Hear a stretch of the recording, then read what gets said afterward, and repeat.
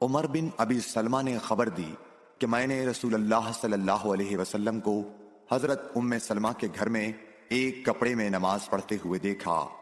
آپ اسے لپیٹے ہوئے تھے اور اس کے دونوں کناروں کو دونوں کندھوں پر ڈالے ہوئے تھے۔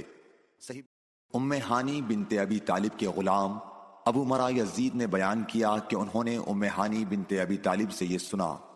وہ فرماتی تھیں کہ میں فتح مکہ کے موقع پر نبی کریم صلی اللہ علیہ وسلم کی خدمت میں حاضر ہوئی۔ میں نے دیکھا کہ آپ غسل کر رہے ہیں اور آپ کی صاحبزادی فاطمہ پردہ کیے ہوئے ہیں۔ انہوں نے کہا کہ میں نے حضور صلی اللہ علیہ وسلم کو سلام کیا۔ آپ نے پوچھا کہ کون ہے؟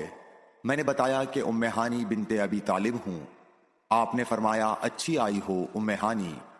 پھر جب آپ نہانے سے فارغ ہو گئے تو اٹھے اور 8 رکعت نماز پڑھی، ایک ہی کپڑے میں لپٹ کر۔ جب آپ نماز پڑھ چکے تو میں نے عرض کی کہ یا رسول اللہ صلی اللہ علیہ وسلم، میرے ماں کے بیٹے حضرت علی بن ابی طالب کا دعویٰ ہے کہ وہ ایک شخص کو ضرور قتل کرے گا، حالانکہ میں نے اسے پناہ دے رکھی ہے۔ یہ میرے خاوند حبیرہ کا فلاں بیٹا ہے۔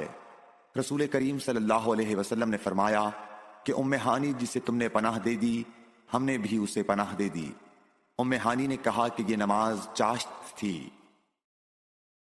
سعید بن مسیب سے روایت ہے، وہ حضرت ابو ہریرہ رضی اللہ تعالیٰ عنہ سے، کہ ایک پوچھنے والے نے رسول اللہ صلی اللہ علیہ وسلم سے ایک کپڑے میں نماز پڑھنے کے متعلق پوچھا تو آپ صلی اللہ علیہ وسلم نے فرمایا کچھ برا نہیں، بھلا کیا تم سب میں ہر شخص کے پاس 2 کپڑے ہیں؟